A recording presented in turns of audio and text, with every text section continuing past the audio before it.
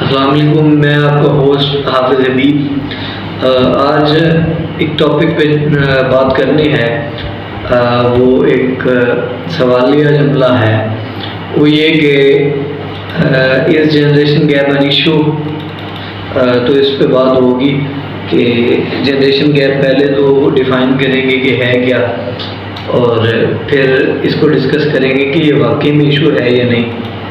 अक्सर हमने देखा कि वालिदैन और बच्चे दोनों ही शिकायत कर रहे होते हैं कि वालिदैन कह रहे होते हैं कि बच्चे हमारी बात नहीं समझ पा रहे, वो हमारी बात पिक नहीं करते या वो हमारी बात को समझते नहीं हैं। तो एट द सेम टाइम यही शिकायत बच्चों की होती है कि पेरेंट्स हमारी बात को पिक नहीं कर पा रहे, हमारी बात को समझ नहीं पा रहे। यहाँ पे आके जो है एक डेडलॉक बन जाता है बच्चों के दरमियान, पेरेंट्स के दरमियान। तो इस टॉपिक को नाम दिया गया generation gap. Let's talk about generation gap. What is generation gap? Generation gap, for example मैं अपनी एग्जांपल देता हूँ कि आई एम 22 to 23। तो मेरे जो वालिद साहब हैं, ही इज़ अबाउट 56 नाउ। अब जो जनरेशन गैप बनता है वो 22-30 ईयर्स बनता है। अब ये 30 साल का जो अरसा है मेरे वालिद साहब की जो है पैदाइश, यानी कि वो मुझे 30 साल पहले की है। तो ये अप्रॉक्सीमेट बात कर रहा हूँ, कहीं मैथमेटिक्स की गलतियाँ ना लेके बैठ जाएं आप। अप्रॉक्सीमेटली अगर मुझे 30 साल पहले की पैदाइश है, यानी अगर मेरी सन 2000 या इस दहाई में मेरी पैदाइश हुई है, तो अप्रॉक्सीमेटली फिर उसी हिसाब से मैं देखूं 30 साल का हिसाब लगाऊं तो 70 में मेरे वालिद साहब की पैदाइश हुई होगी। अब उस वक़्त का जो माइंडसेट था, उस वक़्त की जो ब्रेन ग्रोथ थी, उस वक़्त जो बच्चों की परवरिश थी, जो माइंडसेट उस वक़्त पोर्ट्रे किया जाता था, वो और आज के बच्चे की डिमांड्स वो सेम नहीं हैं। यही जनरेशन गैप है। और बदकिस्मती से पहले ये 20 से 30 साल होता था, 40 साल से कम होता हुआ ये 20 से 30 पे आया, 20 से आगे 10 पे, अब 10 से बदकिस्मती से ये 5 साल पे। और मैं ये कहूँगा कि ये आने वाले दिनों में और भी कम होगा। ये क्यों?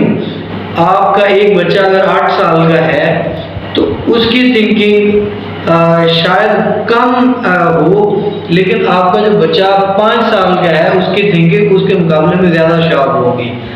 ये साइंस की तरक्की की वजह से भी हुई है। और ये generation gap in a sense इसके डिसएडवांटेजेस भी हैं, एडवांटेजेस भी हैं। एडवांटेजेस सबको पता है कि हमारे जो बुज़ुर्ग हैं उनसे ज़्यादा बेहतर हमारे जो यंगर जनरेशन है वो सीख रही है, उनसे ज़्यादा वेल इन्फॉर्म्ड है। हमारे जो 80 साल के बुजुर्ग शायद उस बारे में, साइंस के बारे में उतने ज़्यादा वेल इन्फॉर्म्ड ना हो जितना आज हमारा 10 से 15 साल का बच्चा वेल ट्रेंड हो। शायद जैसे कंप्यूटर की बात करूं तो शायद मेरे दादा अगर जिंदा होते तो वो उसके बारे में इतना ना जानते होते जितना मेरे छोटे बहन भाई जानते होंगे।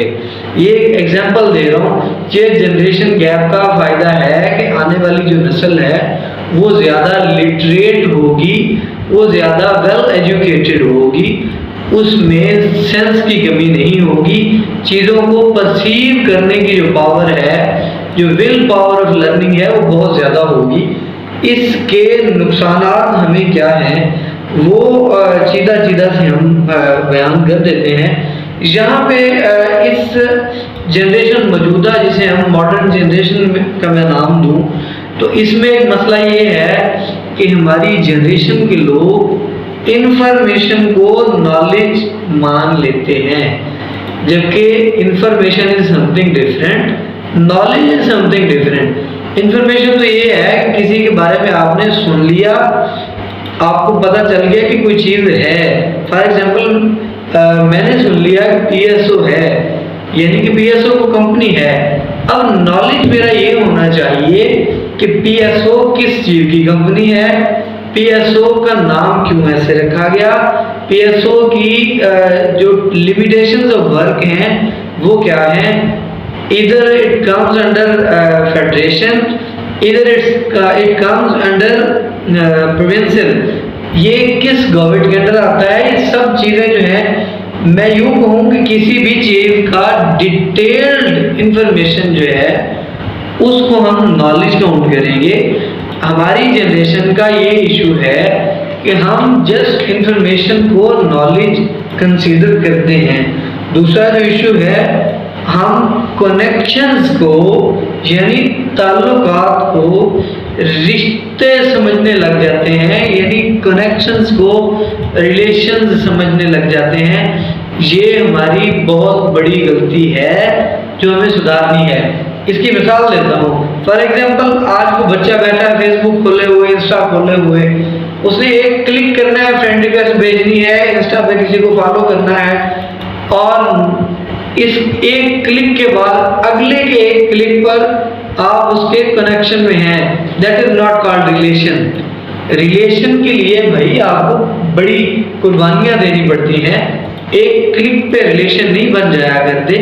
कनेक्शन और रिलेशन का जो डिफरेंस है वो हमें समझना चाहिए। वो इसलिए भी कि हमारी जो जनरेशन है, मॉडर्न जनरेशन, उसका माइंडसेट शायद इस तरह से ना होता। हम लिटरेचर के हिसाब से देखें तो we are living in the age of romanticism. Post modernism की एज में हम रह रहे हैं। तो ये जो पोस्ट मॉडर्निज्म की एज है, इसमें रोमांटिसिज्म बहुत ज़्यादा है, और फीमेल रोमांटिसिज्म, फीमेल को तो बहुत ज़्यादा रोमांटिसाइज किया गया है। इसलिए इस फैक्टर के आफ्टर शॉक्स से बचने के लिए हमें रिलेशंस और कनेक्शंस को दो अलग चीज़ें समझना होगा। नेक्स्ट जो है कन्वीनियंस एंड हैप्पीनेस। हमने सहूलत को खुशी समझ लिया हुआ है, जबकि एक अलग चीज़ है सहूलत। एक चीज़ आ जाना, एक चीज़ मुयस्सर हो जाना, वो कभी भी खुशी नहीं होती। हमारे पुरखों के दौर में किसी चीज़ का मिल जाना खुशी नहीं होता था, किसी चीज़ की अचीवमेंट खुशी नहीं होती थी।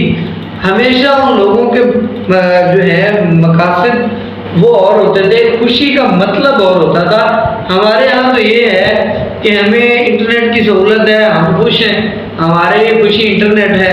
हमें रेंज रोवर मिल गई है, हम खुश हैं जी, हमारे लिए कन्वीनियंस आई ना, सहूलत आई। हमारे पुरखों के लिए अगर गाड़ी नहीं थी, उनके पास फॉर एग्जांपल बाइक थी, मोटर बाइक थी, तो they were not meant to take it as a happiness. वो कन्वीनियंस को कन्वीनियंस समझते थे। Happiness is something else. Happiness ये थी कि किसी शख्स को उन्होंने अचीव कर लिया, किसी के साथ रिलेशन को उन्होंने बढ़ा लिया, किसी के साथ रिलेशन के जो उनके मेयार हैं उस पर पूरा उतरे।